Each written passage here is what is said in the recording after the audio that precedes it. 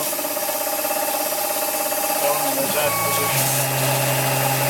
This will open it up to 3/8. I might open it up a little more with an adjustable reamer, I'm not sure. And that's how it should have drilled first time.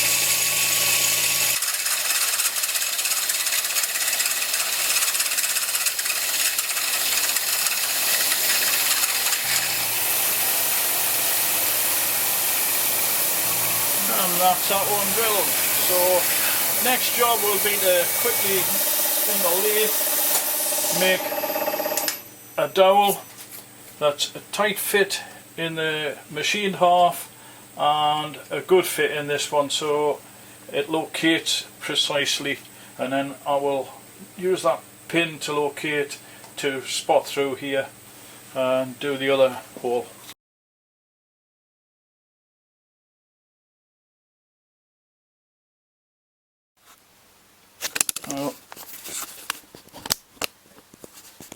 Here you can see the centre punch just sitting in this hole. It's a bit tight in that one. I better knock that back out just to make sure that it's clear. I've already done 1, 2, 3, 4, 5 holes. This would be the 6th, and you can see the marks here. One, well, rather, where are we? There's one over here, just there. 1, 2, 3, 4 and 5. So they're coming out okay. The next job I've got to do is, with the dummy bearing in place, make a circlip groove.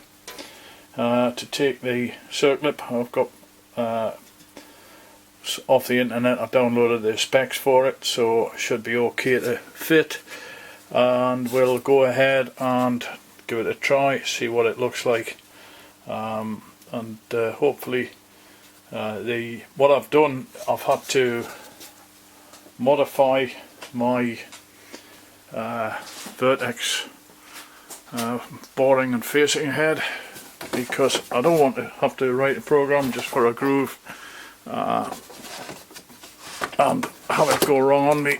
I'd sooner just as well use this, but unfortunately it was fitted with an R8 spindle, so I spent the last couple of days, well, not the last couple of days, but certainly last night, machining a spindle adapter for it to take the Tomac TTS, and there you see it there. It's nice, it'll fit in, and that's it already with the tool that's ground to the correct thickness for the groove. That's the R8 adapter, and you can see it would have been, well, it would have fitted, but I would have had to have taken the automatic drawbar off and all that sort of stuff. So anyway, this is it's a nice bit of kit, and hopefully everything will work okay. So we'll see how we get on. First job will be to centre the work and zero it. I'll try that with a bit closer up so you can see it. And there we are, very little movement.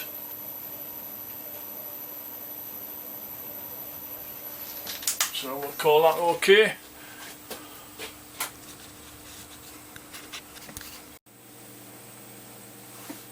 Okay, well, I'll just bring the head down to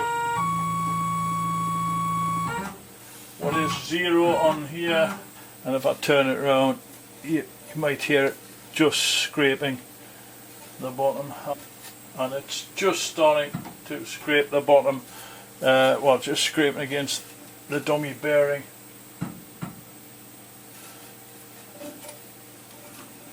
So that's pretty good there. So I think the next thing will be to switch on the machine, and I've got it running slowly because I don't know how good this cutter is. There we go, and you can see it's cutting okay.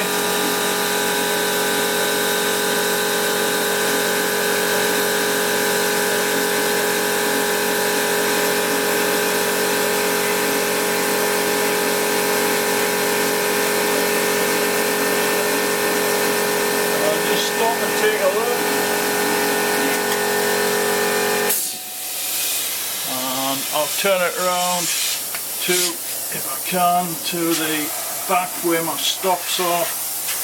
I believe this thing cuts out automatically, but yeah, I've still got a good bit to go yet, so we'll carry on. Try and get a shot in here at the last bit of turning. I've taken the rod out because I want to feel this as it nears the stops, and it's fairly close. Cut nicely. Didn't expect anything else really.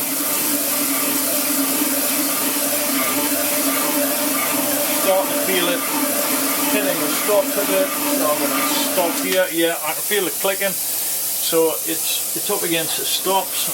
So I reckon that's deep enough. The next thing is to wind it back in. I'll do that manually from here at the front, and we'll take it back out and take a look.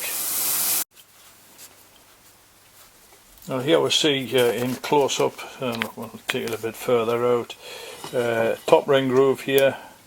Bearing will be inserted this way, pushed down against this one, and then the top circlip will go in, and when it's assembled, well, you do a trial assembly, see how much end float you've got with the bearing hard up against there, and then you'll have to shim against the inside of the crankshaft and the bearing to take up any slack. But there should be, I've allowed about 5 thou, so that's not a great deal, and I'll make up some shims to cover that, and onwards and upwards, as they say. Next job will be to bolt it together and machine the top flange. Well, as you can see, last night I machined the groove for the spring clip to the bearing retainer, so that both of them finished now. And also today I've been making some studs. I've just put them in and tried it together, and as you can see, I'm not going to push it too far in because it's spot on really. It goes all that way without any tightness. Just that last little bit, I don't want to join it together and then struggle to have to get it back apart because the studs aren't fully home yet. So I'll be using them to hold it together when I machine the surface. But first of all, I've got to spot face the surfaces here for a washer and a nut to sit once it's done. But it's coming on really well. We're making good. I've just finished spot facing these holes. You can see they're quite deep here, but you know, when you're assembling an engine, you've got to have room for a washer and a nut, and that's exactly what there is there. That is a perfect. There's a little bit of clearance on the washer, which is what you need, and certainly the points of the nut or the hexagon on the nut doesn't catch. If I try to put the stud in and tighten the nut down, the nuts were catching on the crankcase itself. There's plenty of metal in there. That's not a problem, and there's no porosity where those spot faces have. There's one really awkward one around here. I'll have to get that with the machine, with the engine in the vertical position. I'll get around to that, and I need to know the thicknesses between the frames for the mounts. But other than that, that's another stage done, and the next thing will be put the bearing in both sides and make a dummy shaft with both ends the same diameter, so I can use that to set up square on the table. You'll see that when I do.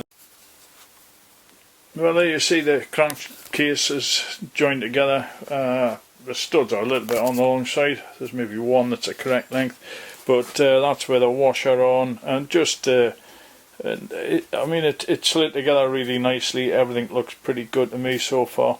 You can see in the top there's the circlip, the upper circlip. That's for the bearing to butt up against. And as I say, the next process is to make a dummy crankshaft with both ends the same diameter, so that I can line it on, chuck it on V-blocks to the correct height and ensure that it's parallel. so that I get this face parallel here and also at the right angle. So there's a bit of jigging involved in this. I've done it before, it's not a major problem. The only problem here I might have is that it's got to come up quite a long way off the table of the machine to get this face here parallel to the bed of the machine, so hopefully I won't run out of headroom. And you can see here, this is the awkward one to face. I'll have to do that when it's in a vertical position. Probably when I go to machine this, I'll put an end mill in here, small diameter end mill, and just machine that flat there. Well, here you can see the engine with the cases together and the dummy crankshaft in and lined up. Everything is nice and smooth. That's just perfect as far as I'm concerned. So it can now go in the milling table to have this cylinder base machined. I've just noticed there's a bit more protrusion from the bearing on the timing side than I anticipated. I only measured the outer, not the inner, assuming it was like a ball race. However, on this it's a roller bearing, and the inner race is slightly larger, or about 1/16 of an inch longer than the outer race. So I will maybe have to remachine the groove here a little bit further up to allow this bearing to move forward to take into account that. But it's a silly problem, but I'm reverse engineering this and it's not easy to do. However, it should still work. I mean, there's plenty of bearing surface for that bearing to fit in. It's a shrink fit, it's a good fit as well. So I'm quite okay with what's happened there. It's just one of those things. It's very hard when you're working backwards with an engine. If I were machining from scratch, then it would have been a totally different thing.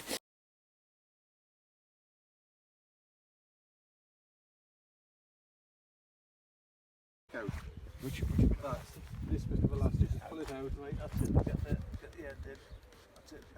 And here we have the Northumbrian Section 10 Erection Brigade.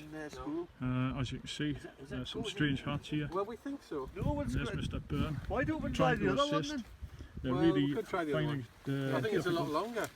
But, they're about to waste some time on a nice long peg here. Let's see what happens. Well, there's the engine mounting brackets finished. I'll just wipe some of the coolant off, and you'll see there I've just done a row of 4 holes along the bottom here, just for angle brackets to mount that to. Everything looks as though it's cut through okay, so I'll take it out of the machine and we'll try it against the engine. It may well be that this distance between here, the drawing, there's some slight errors between one view and another. It may end up that I might have to open this out a little more, but we'll see. I think it should be okay. Or I might even open up this hole, as long as I can move the engine to adjust it to get flat when I machine the case. Well, as I was explaining before, the battery ran out. Let me just put that battery case back. The idea behind these brackets to make them adjustable is so that I can machine that face there flat, and as you can see, they're going to fit the bill. Unfortunately, they're fitted 90 degrees out. Well, not really, 180 degrees out.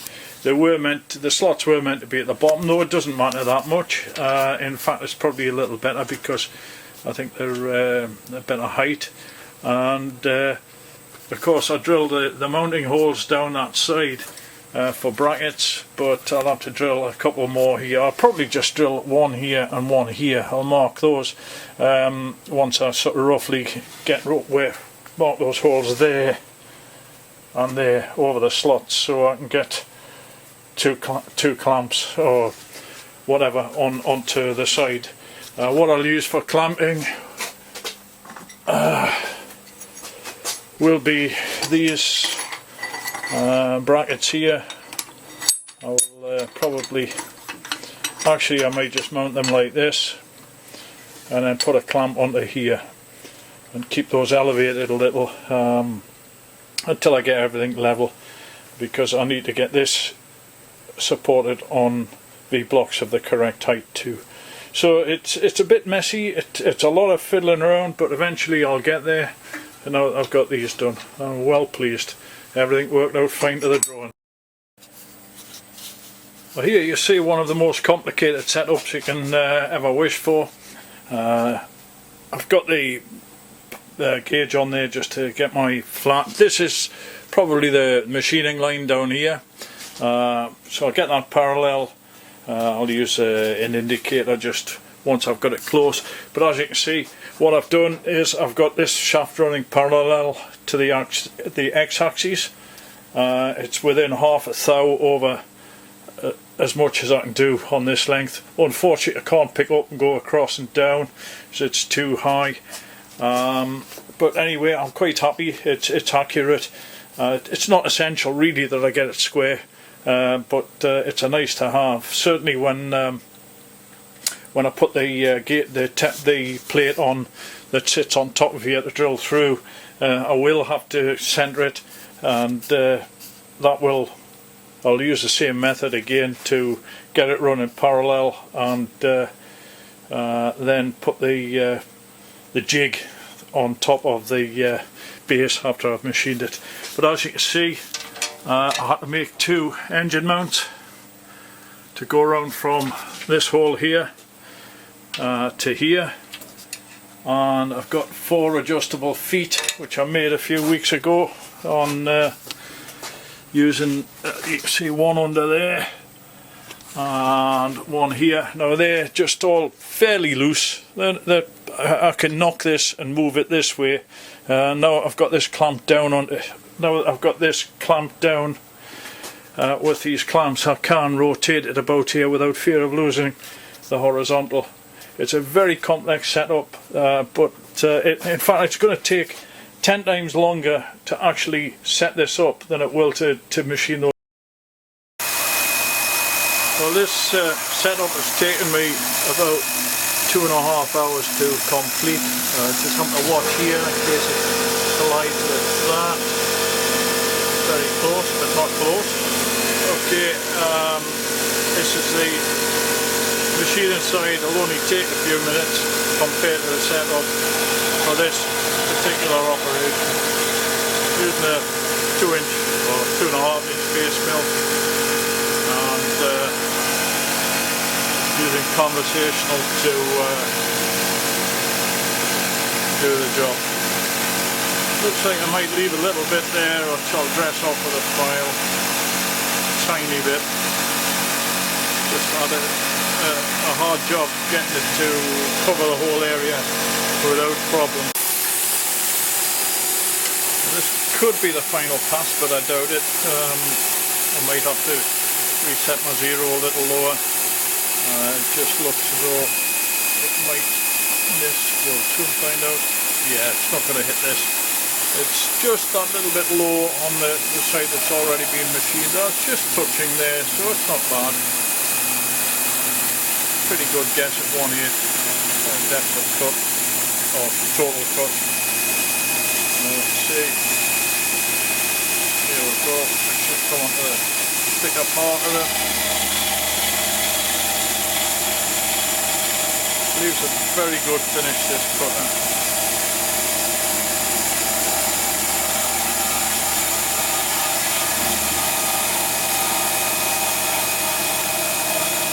It's not too bad actually. It's within striking distance of being there. Pity.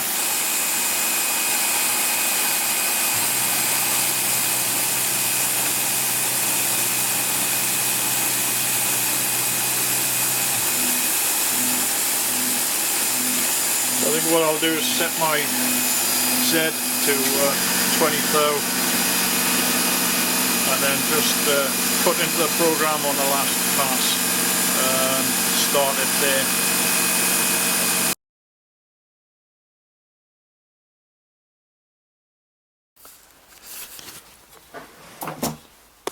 Hi Angus, I thought just for a change you should hear me on video and see the work in progress. And this is the engine together now with the cylinder base machined.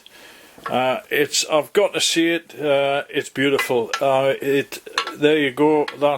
There's no tight spots. That is just spot on. So our next job will be to fit the pistons on using, where have I put it? Somewhere. Oh, here we go. The cylinders are made this. This is a jig. It sits underneath the cylinders, and I'll line that up. I'll put the cylinders on top of the crankcase. This is a datum face, and I've scribed 2 lines on here, so I'll line these up parallel when I first set it. I then put the plate on. Once I set that parallel to those 2 lines, I drop the plate on, move the plate until it's parallel, lock it in position, and then I can drill the holes for the 8-cylinder bolts. And as I say, that's more or less it. These bolts are a bit difficult to transfer through. I've got the holes there, but this one, because of the proximity of this flange here, I can't transfer that over very well, but I think I've got it. This one's spot on. I just managed to get that and that, so all around it's looking good. I haven't had to alter anything such as the groove for the circlip. I think the bearings are just fine where they are. Now you see it with the pistons on. Now obviously this mouth here hasn't been machined. You can see here there's like a flat in the casting. I don't know why that's there. That needs removing, but that's a few minutes work with a boring bar. I'll probably take those out to a nice round diameter, and also open this gap up a little to ease assembly. The conrods are a very close fit in there, and it doesn't add anything, it doesn't reduce the strength just by making it the same thickness all the way through. But the pistons are on, and next I will put the jig over the top of these pistons first, and then slide the cylinders onto the jig, and then locate it all. Well, first of all, I've got to line up my reference marks, which are here and here, hidden by the pistons, but I'll move those back. But the next phase will, as I say, be pretty much coming to a good conclusion. I'm really pleased with the way the pistons have gone in, and the fact that the crankshaft is nice and free to rotate. So all around I'm well pleased, and it shouldn't take me too much longer to get these done. Another week or so I'll have most of it sewn up as far as machining that I can do. These widths here are what I needed the frame loop widths for. All of these have been machined, these bosses, so they're all, I will talk and not point the camera where I'm pointing. All of these bosses have been machined, and this is what I need the frame loop thickness for. And underneath, now there's one spot here on the drawings, it shows these as being machined. The castings are so close to fit that these are actually touching just between here, and if I take any off there will be a gap there. Now I believe, looking at the drawing, there's a stud goes into here and there's a through hole into here with a nut and bolt on it, but it seems a really cockeyed arrangement if there's any gap in there. I presume that, well, anyway. Oh, and also this fell out when I was heating the crankcases. It must have been wedged in here somehow, but it fell out, so that's another piece of the jigsaw puzzle for you. Anyway, I just wanted to point out something to you in the on the engine that I find rather disturbing, to say the least. This is the cylinder, and this is the jig that I've made to transfer these holes onto the top of the cylinder. It's the crankcase itself. Now I've marked on here top. That's the top, so that fits on here. It's a good fit. It's a really good fit. Right, that drops onto there, and as you can see,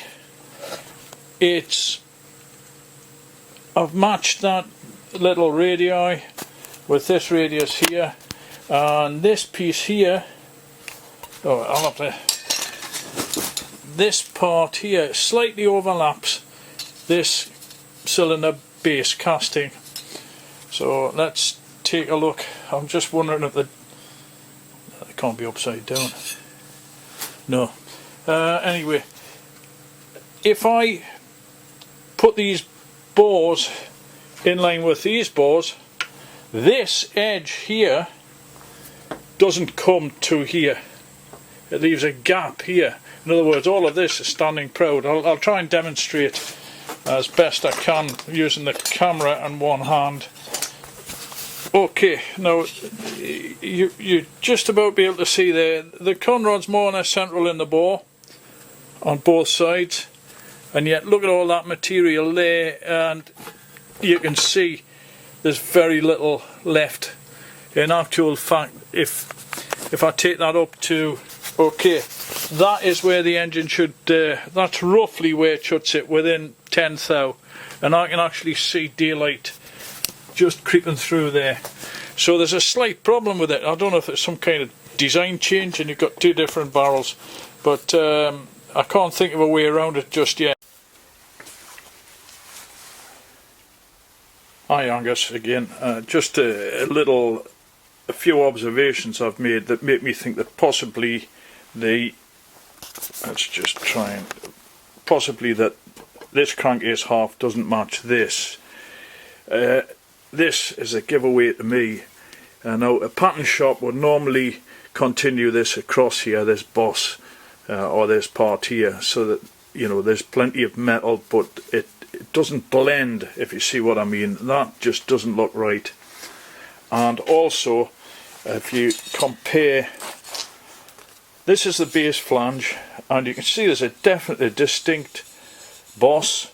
Now everywhere else where there is meant to be a screw fitted, there's plenty of metal all around here, around these sort of areas, internally here. Now if that screw is meant to fit in there, then that's awfully narrow. If you look at that dimension there, that's a 1/4 of an inch. It's a 1/4 inch bolt that fits in there, and there's very little metal there at all. In fact, it's just over 3/8 of an inch thick, which is barely enough to get that centered on there, even if I thought this was correctly positioned. It's just really odd. So I'm going to measure everything up and compare it to the drawings.